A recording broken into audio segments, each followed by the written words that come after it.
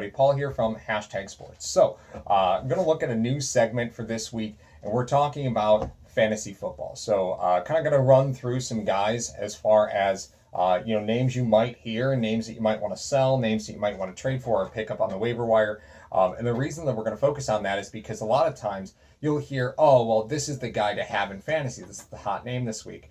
Unfortunately, depending on the format of play that you're in, the guy may not be as good as you think.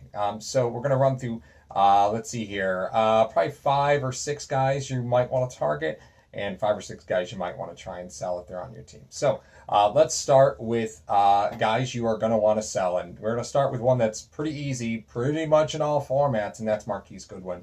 With Jimmy Garoppolo going down, CJ Beathard and Goodwin simply did not hook up for more than 1 touchdown last season when he was in San Francisco. So Goodwin is, while he's got the speed, Beathard simply just doesn't have the arm that Garoppolo does. So Marquise Goodwin is a guy that you can probably look to move. Downside is everybody knows that you're probably looking to move him because of the change at quarterback. But if you can get something for him, now's the time you might want to consider that. And that's regardless of format. Unless you got Marquise Goodwin for near nothing in an auction draft in a Dynasty format, there's really no need to hold on to him moving forward in all likelihood. Next guy you might want to think about selling, and this one hurts a little bit for me, is David Johnson. Right, David Johnson right now on ESPN standard scoring leagues is ranked as the 18th running back. Now here's the reason I say sell David Johnson. First off, you're so close to your draft that there are probably some players still holding on to some of that draft day value. Now's the time where you can probably look to try and capitalize on that. They still might see DJ as a top 5 running back. Unfortunately, with the quarterback change, a defensive head coach that just doesn't seem to understand how to get David Johnson the football in space, his value is declining. So again, this is in your PPR leagues.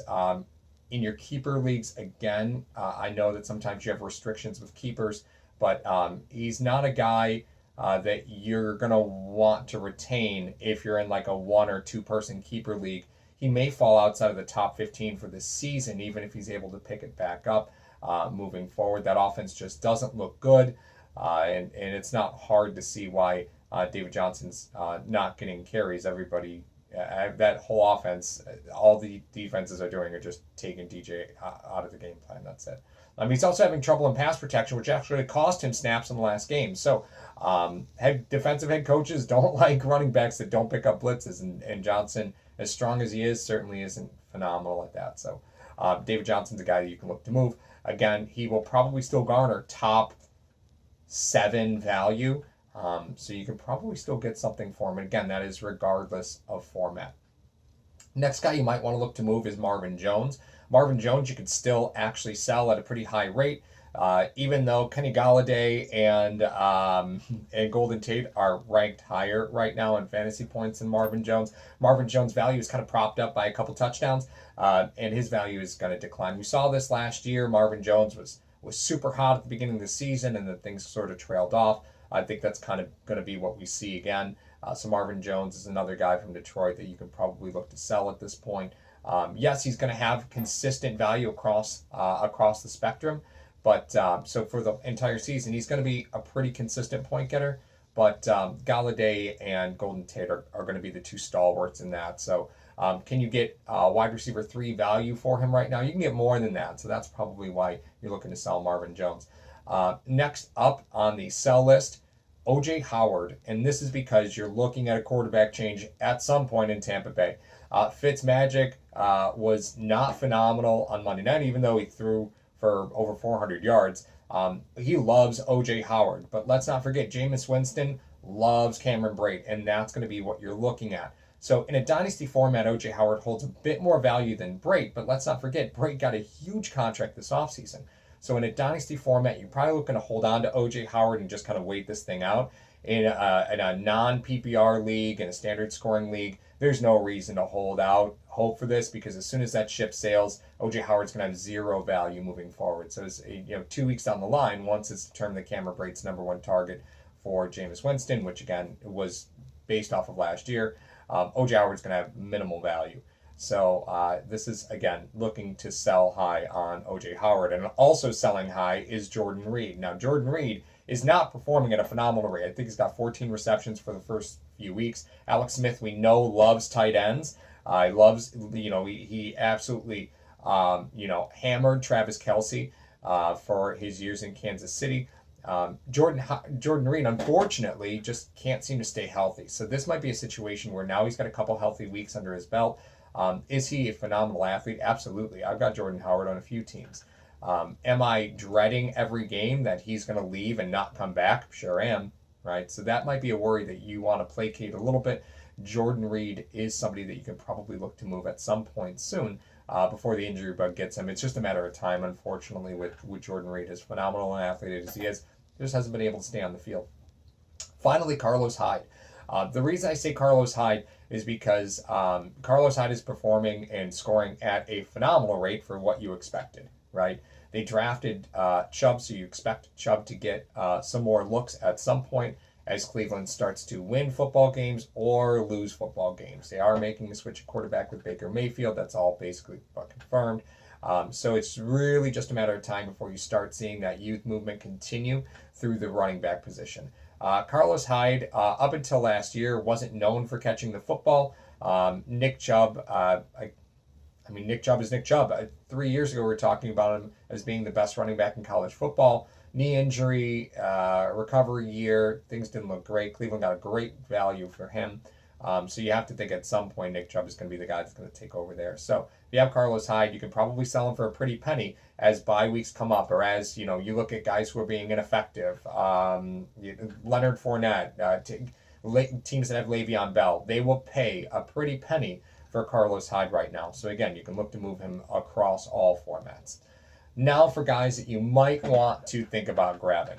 And I'm going to start off with a guy who's leading the NFL in rushing in Matt Breida. And it may sound, well, that's crazy, but I think a lot of people are under the impression that Matt Breida's stats aren't going to get any better. Like, this is about it, especially with the change of the quarterback position in San Francisco. I tend to believe that to be a little bit different. C.J. Beathard threw the ball a ton to Carlos Hyde in Hyde's final year in San Francisco. In fact, I think Beathard threw to the running back 33% of his pass attempts.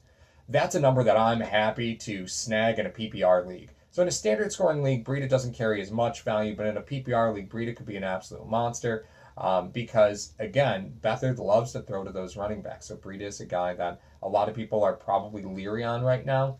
C.J. Beathard's history tells me that Breida could get a lot of action.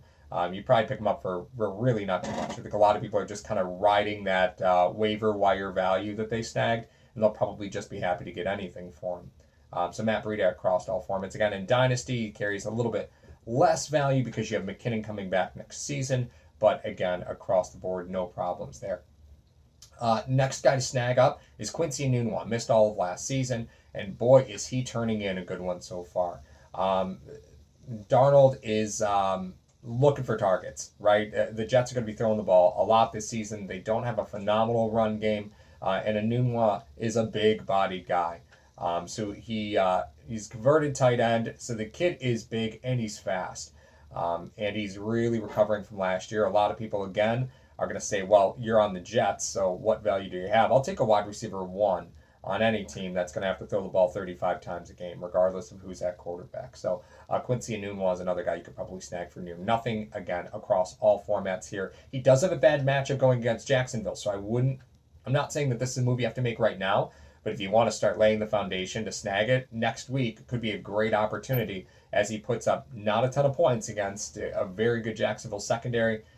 You might be able to convince somebody to jump on that trade after next week's game. Followed it up with Sony Michel from New England. Listen, this is a pretty popular one, and it's hard to deny, but Sony Michel can catch football, right? And it's always hard to trust a New England Patriot running back. I certainly try to avoid them at all costs, but the reality is that Sony Michel right now is probably on everybody's bench or even on the waiver wire. You can probably snag him, again, across all formats. Patriots running backs are always a challenge because they're 2 fumbles away from losing the job, but Michel's a guy that you can probably trade near nothing for. I think he's worth the chance. Of course, in PPR carries more value because you do have James White in New England. So you really want Sony Michel to take over that receiving back duty. So in PPR, he carries more value than in standard format. And of course, in Dynasty League, he carries more value than anybody because if he becomes the guy, then, that's a great thing in a Bill Belichick run offense. Two more to go. Vance McDonald in Pittsburgh. This guy was raging in the preseason as far as the hype machine on him. And he came out and he put up one dud in two pretty good games. So Vance McDonald is somebody who I understand that Jesse James is there, but Jesse James is a consistent target. Vance McDonald is an explosion target. Now, he's typically known for being a run blocking guy, but the problem is that in San Francisco, he's consistently hurt. Kind of the same thing with Jordan Reed, only not hurt for as many years, I guess you could say. So Vance McDonald is graded out as a very good run blocker. And in Pittsburgh, that is critical right now. They got to get James Conner the ball without Le'Veon Bell. So Vance McDonald is playing a lot of snaps. The great thing is that he's a animal in the play action game for them because he, again, is such a good run blocker. You can sneak out pretty easily. So Vance McDonald is somebody probably on the waiver wire in most of your leagues. You might want to go up and snag him. This is across all formats. That won't matter, PPR, standard scoring, or dynasty. Tight end position is a tough one right now, and I know it's hard to buy on tight end 2 in the system, right? But I think it's really just a matter of a couple games before Vance McDonald just separates himself from Jesse James. Finally, this one's going to sound a little crazy, Pierre Garçon. Everybody's going to want to get rid of him because of the quarterback change, like I mentioned with Marquise Goodwin. Pierre Garçon and CJ Beathard leaned on each other when Beathard was the starting quarterback last season. So in the 7 games, I think Garçon had over 10 targets in over half of them, right? So Garçon is, again, not a speed threat at this point, but that possession receiver Beathard's going to lean on when he's not throwing to the running backs. Kind of has a reputation there.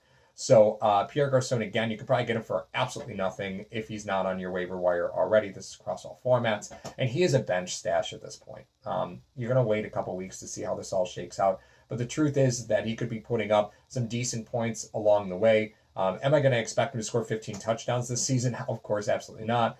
But if you can get a consistent fantasy contributor on your bench for nothing to plug in at the bye weeks, who knows, in 4 or 5 weeks, he may get enough trade value where you can send him off for an asset that you need to kind of handle any sort of injuries that your team might have come across. But Garçon is going to get targets. That's because CJ Beathard leaned on him last season. No reason to think that that's going to go away. And again, somebody like Marquise Goodwin, the speed threat, I can't really see stealing targets from Pierre Garçon, especially given the history between Beathard and his running backs, and Beathard and Pierre Garçon. He was leaned on pretty heavily. All right, so that does it for this week's segment of your fantasy football talk. So you guys enjoy the rest of your day, and good luck this week.